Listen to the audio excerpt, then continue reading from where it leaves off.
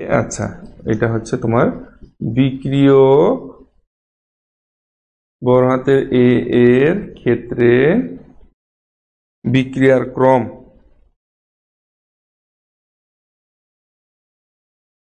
বিক্রিয়া ক্রম পাই আমরা ছোট হাতের এ, ঠিক আছে। আচ্ছা, আবার বিক্রিয়ক বি এর ক্ষেত্রে বিক্রিয়া ক্রম পাই আমরা ছোট হাতে বি। কেমন? আচ্ছা, এখন তাহলে বিক্রিয়াটার মোট ক্রম আমরা কত পাবো? বিক্রিয়াটির মোট ক্রম সমান সমান আমরা পাবো কি? ছোট হাতের এ প্লাস বড় হাতের বি। ভালো করে দেখো, বিক্রিয়াটির মোট ক্রম পাচ্ছি আমরা ছোট হাতের এ প্লাস বড় হাতের বি। এখন কোনো বিক্রিয়ার ক্ষেত্রে যদি এ এর মান 1 হয়, কোনো বিক্রিয়ার ক্ষেত্রে যদি আমরা এ এর মান 1 পাই, আবার যদি বি এর মান 1 পাই, তাহলে এ প্লাস বি, তাহলে আমরা মোট পাবো কত? 2। তাহলে এই যে 2 আমরা পেলাম, তাহলে আমরা স্পষ্ট বলতে পারবো যে সেই বিক্রিয়াটা দ্বিতীয় ক্রমের বিক্রিয়া। ঠিক আছে, দ্বিতীয় ক্রমের বিক্রিয়া। ঠিক আছে। আচ্ছা, আমরা কিছু এক্সাম্পল দেখি। এখন পর্যন্ত বিক্রিয়াক্রমটা তোমাদের কাছে মনে হয় আচ্ছা, ইয়াসমিন সুলতানা স্যার, আমি কিছুই বুঝতে পারছি না। ইয়াসমিন, তুমি মনে হয় লেট করে ক্লাসে অ্যাটেন্ড করছো, যার কারণে তুমি বুঝতে পারছো না। তুমি অমনোযোগী ছিলা ইয়াসমিন, তুমি অমনোযোগী ছিলা। আমি কিন্তু অত্যন্ত ধীরে সুস্থে যাচ্ছি। রফিকুল স্যার, এই লাইনগুলো কি পাশে নোট করব নাকি বা এর থেকে নিচে লিখব? আরে নিচে নিচে লিখবা, আমি যেভাবে লিখছি সেভাবে নিচে নিচে লিখবা। আমার কথাগুলোকেও নোট করে নিবা সঙ্গে সঙ্গে, কারণ আমি তো সব কথা বোর্ডে লেখা সম্ভব না রে ভাই, সব কথা তো বোর্ডে লেখা সম্ভব না। আর ইয়াসমিন সুলতানা, তুমি অত্যন্ত অমনোযোগী ছিলে আজকে। হ্যাঁ, এই জন্য কিন্তু তোমার পানিশমেন্ট হওয়া উচিত। তুমি অত্যন্ত অমনোযোগী ছিলে, কারণ একেবারে স্টেপ বাই স্টেপ আমি তোমাদেরকে দেখিয়েছি। আচ্ছা, তুমি কালকে আমার রেকর্ডটা ভালো করে দেখবা, আর এখন থেকে তুমি ভালো করে দেখো, এখান থেকে তুমি ভালো করে মনোযোগ দিয়ে দেখো। আচ্ছা, এখন দেখো, এখন প্রকৃত অর্থে একটা বিক্রিয়া ব্যবহৃত বিক্রিয়া হার নির্ধারণের ক্ষেত্রে আমরা কি বলতে পারি?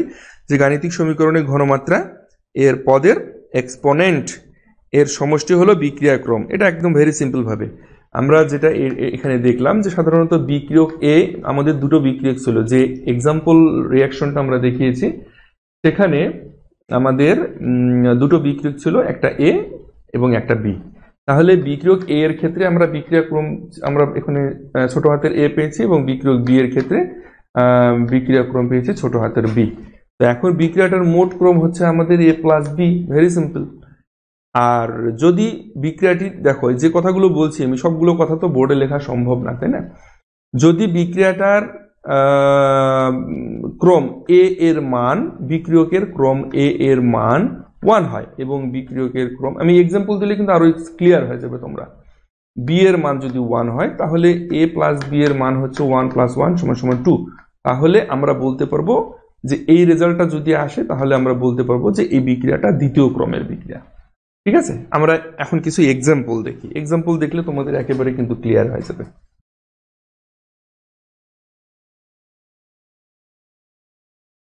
আমরা কিছু এখন এক্সাম্পল দেখি। এক্সাম্পল গুলো হবে এরকম, যে সাধারণত এন তম বিক্রিয়ার ক্ষেত্রে, এন তম বিক্রিয়ার ক্ষেত্রে, এন তম বিক্রিয়ার, আমি কিন্তু অত্যন্ত ধীরে ধীরে তোমাদেরকে বোঝাচ্ছি, তারপরে তোমরা যদি অমনোযোগী থাকো তাহলে তো খুব সমস্যা ভাই। এন তম বিক্রিয়ার ক্ষেত্রে আমাদের বিক্রিয়ার হারটা কি হবে? বিক্রিয়ার ক্ষেত্রে বিক্রিয়ার হার কি হবে? বিক্রিয়ার হার কি হবে? কে সি পাওয়ার এন। ভালো করে দেখো, কে সি টু দি পাওয়ার ছোট হাতের এন। ঠিক আছে, এখন এটা এনতম বিক্রিয়া ক্ষেত্রে। এখন যদি শূন্য ক্রম বিক্রিয়া ক্ষেত্রে আমরা লিখি এনতম ক্রম বিক্রিয়ার ক্ষেত্রে, এটা হ্যাঁ এনতম ক্রম বিক্রিয়ার ক্ষেত্রে।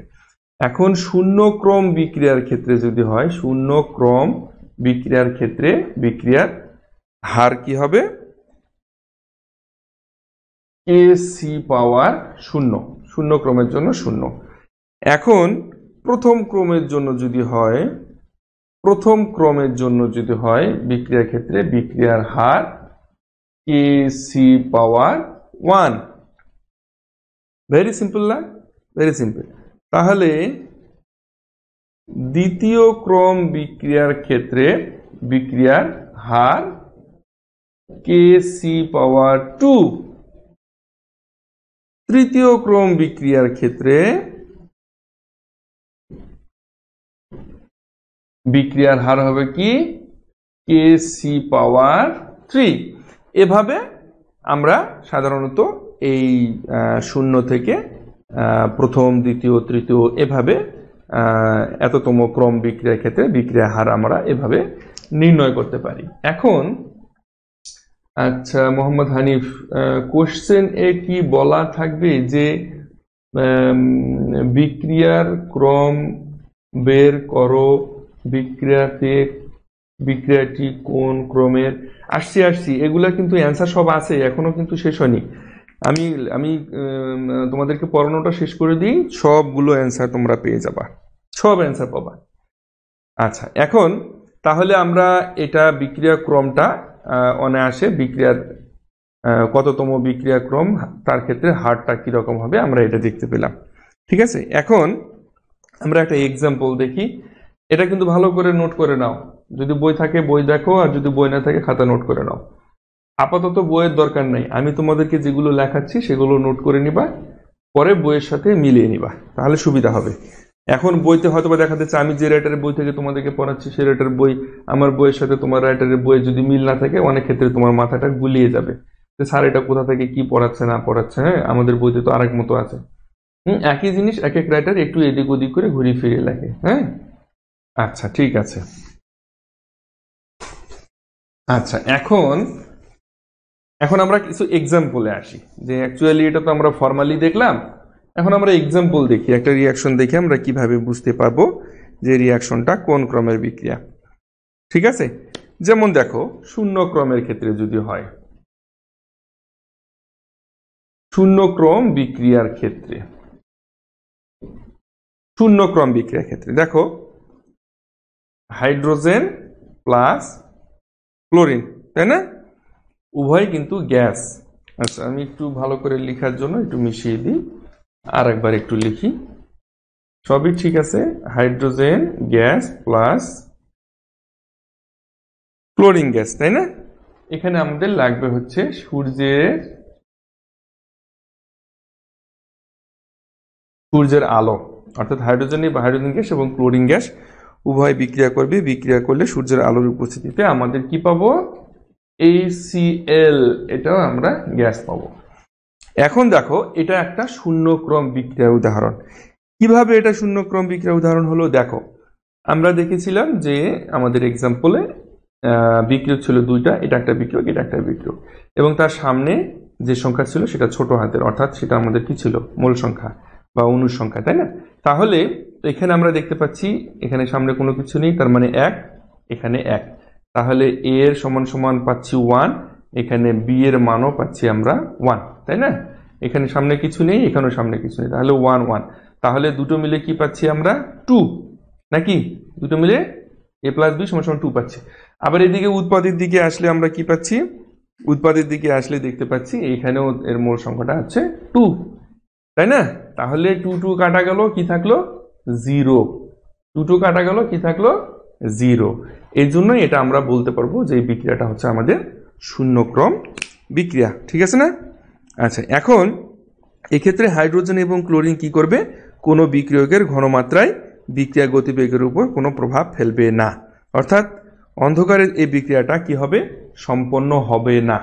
অবশ্যই এটা সূর্যের আলো লাগবে। ঠিক আছে, মনে থাকবে। আচ্ছা, আমার মনে হয় তোমাদের মনে থাকবে। এখন এখন পর্যন্ত যদি কারো কোনো প্রশ্ন থাকে আমাকে বলো। এ পর্যন্ত তোমাদের যদি কারো কোনো প্রশ্ন থাকে সেটা আমাকে বলতে পারো।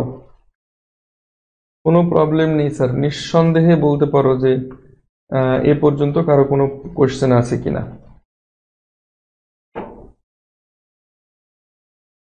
আচ্ছা, এখন এখন যদি আমরা প্রথম ক্রমের এক্সাম্পল দেখি, প্রথম ক্রমে একটা বিক্রিয়ার এক্সাম্পল দেখি। এখন যদি আমরা প্রথম ক্রমে একটা বিক্রিয়ার এক্সাম্পল দেখি, প্রথম ক্রম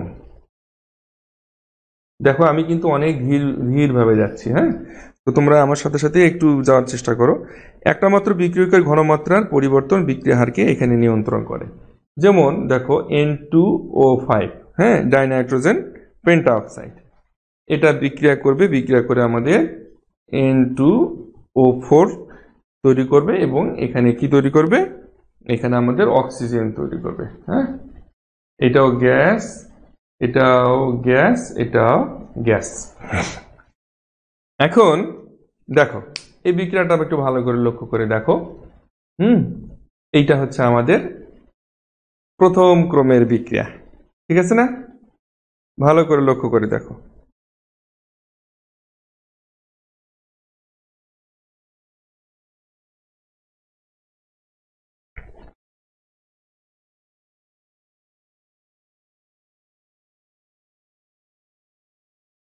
আচ্ছা, কোশ্চেন নাই।